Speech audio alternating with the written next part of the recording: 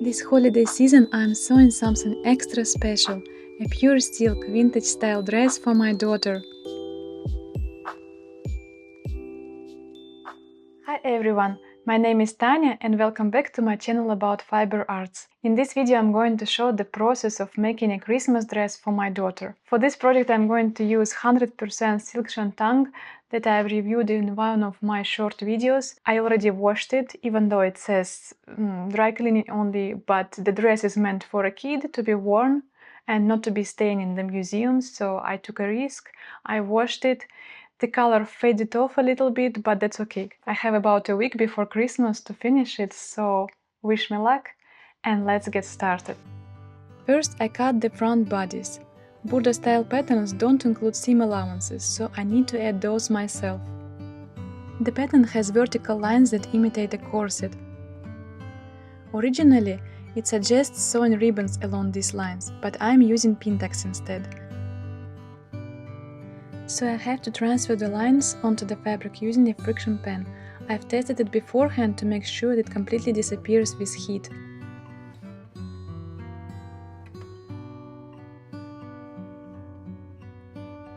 I want the pin tacks to stand out more and give a more obvious corset look, so I tested two versions, one with a cord inside and one without.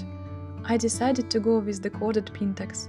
For the cord I'm using a sport weight cotton yarn from my stash.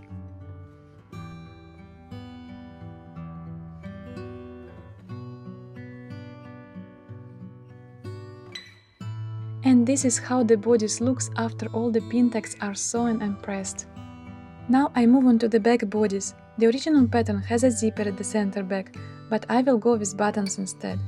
So I add half the button placket width to the center back and cut it on the fold. One piece will be the outer bodice and the other will be the lining. Then I transfer the dart onto the fabric using pins to transfer it to the lining. This is my first time making a kid's dress with darts, so I'm really curious to see how it fits. I pin the darts and sew them from the bottom up to the tip on all 4 pieces. I press the darts towards the center on the main bodice and toward the side on the lining to reduce bulk. Then I press the fusible interfacing onto the bottom placket of the main bodice. I trace the front bodice lining directly from the finished main front bodice. Then I pin and sew the shoulder seams on both the main and lining bodices.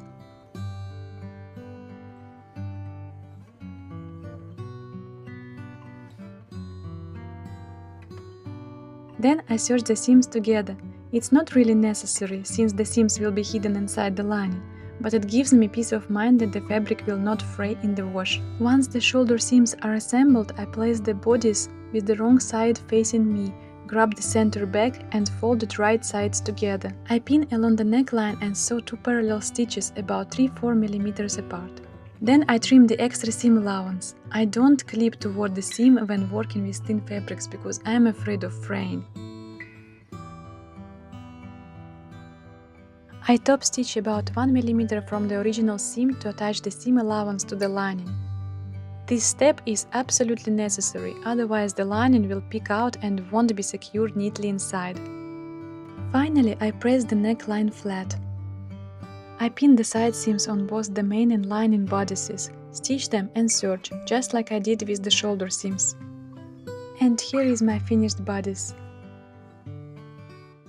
Now onto the sleeves. I cut them out and reinforce the cuffs with fusible interfacing.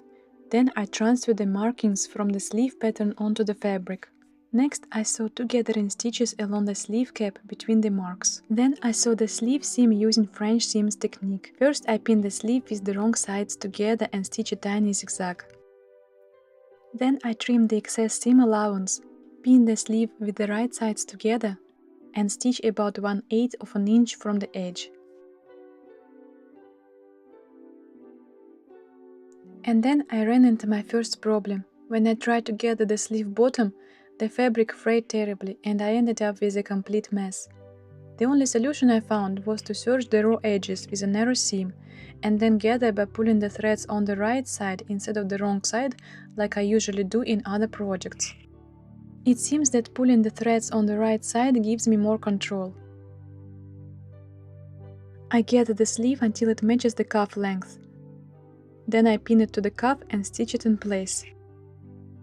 Finally, I remove the gathering threads. The seam allowance will be hidden inside the cuff. To reduce the bulk, I remove the serger threads and serge all the seam allowances together. It's not necessary, but it makes me feel better. Then I fold the seam allowance of the inner cuff toward the inside, press it and baste it in place. I'll attach it later using hand-invisible stitches. So the sleeves are ready. I had to serge the sleeve cups before gathering, which is against all the sewing rules, but I cut them with a narrow seam allowance that wasn't enough for my fabric. I just do whatever it takes to make them work. I pin the sleeves to the bodice and the side seams and at the top of the sleeve cap. Then I gather the sleeve between the markings to match the lengths of the armholes. I pull the gathering threads on the right side of the fabric. Then I baste the sleeve to the armhole and sew it in place.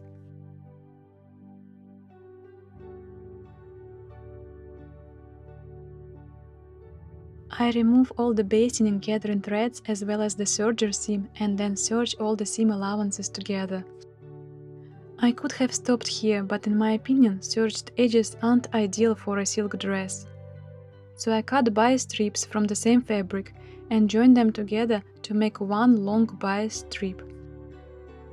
Then I sew the bias strip to the armhole, right sides together, stitching directly into the sleeve seam.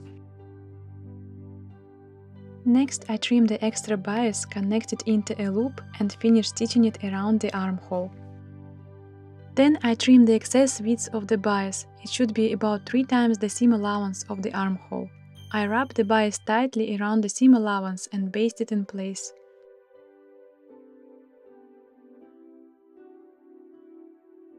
Then I top stitch it about 1 mm from the sleeve seam. And this is what the finished armhole looks like. Finally, the skirt. I traced the pattern from the magazine onto baking paper. I only traced the top part since there is no need to draft it at full length on paper. Then I measured my desired length, added extra for the hem finish and cut the pieces. I transferred the fold markings onto the fabric using a friction pen. Then I used pins to transfer them to the other side of the skirt.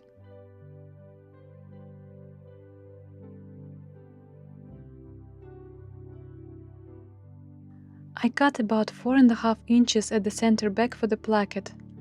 Then I stitch a strip about 1 inch wide to the opening, sewing from the skirt side. At the corner, I open the skirt so the needle catches the skirt fabric, and I shorten the stitch length to about 2 mm. I press the seam allowances toward the placket. Then I fold the strip over toward the cut edge once, and then I fold it again to cover the original seam. I baste it in place and top stitch about 1 mm from the original seam. Then I stitch along the corner and give the back skirt a final press, making sure the right side of the placket overlaps the left. And here comes my second fail. I tried to make the folds exactly according to the pattern, but the finished length of the top edge did not match the bodice. So I had to recalculate the folds. I counted the number of half-knife folds, divided the skirt's top edge minus allowance by 3, and marked the fabric at these intervals. Then I created the box or knife pleats and secured them with a machine stitch. Here is the skirt at this stage. The top is uneven because I cut it according to the original pattern. Then onto the side French seams. All the same steps. Pin wrong sides together, stitch with a tiny zigzag, cut extra seam allowance, pin right sides together and stitch 1/8 of an inch from the edge. At the top of the seam I temporarily unfolded the pleat to make sewing and pressing easier, then I put it back in place.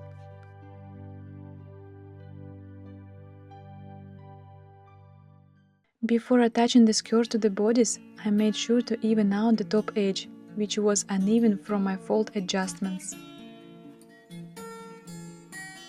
I attached the skirt to the front and right side of the back. On the left side of the back, I had to adjust the pleats again. I slightly reduced the first pleat from the center, making it almost the width of the placket, and increased the pleat next to it. I think this helped visually restore the symmetry. With the pleats adjusted, I finished sewing the skirt to the bodice.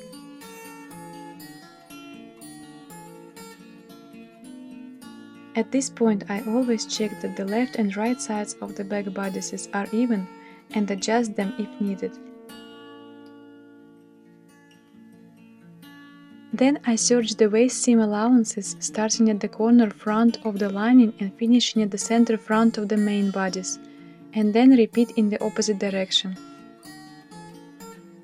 I place the back bodice pieces right sides together so that the skirt seam allowance is sandwiched between them, and stitch only up to the side seams, securing the lining to the dress.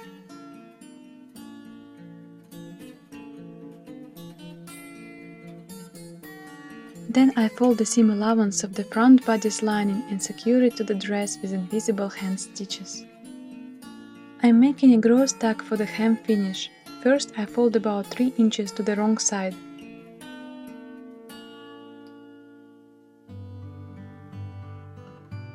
I pin and stitch 1 cm from the raw edge. Since my fabric frays a lot, I trim the excess seam allowance. Then I fold it once more to the wrong side and stitch about 1 inch from the fold line.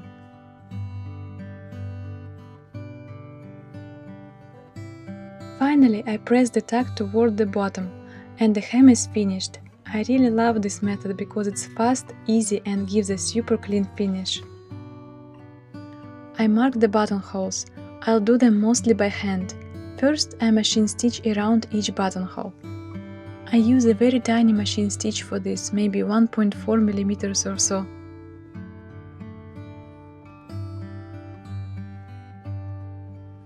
Then I carefully cut inside the stitched frame. I use 2 strands of DMC embroidery floss to overlock the edges. At the sides of the buttonhole, I make 2 stitches across from one side to the other.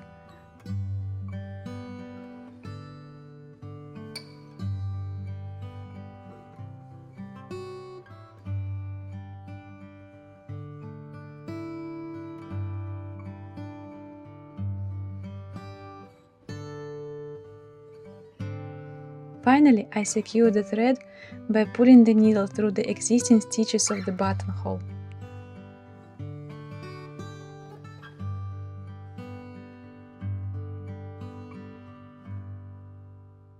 Here is my 8-year-old in her very first pure silk dress, just in time for this special Christmas.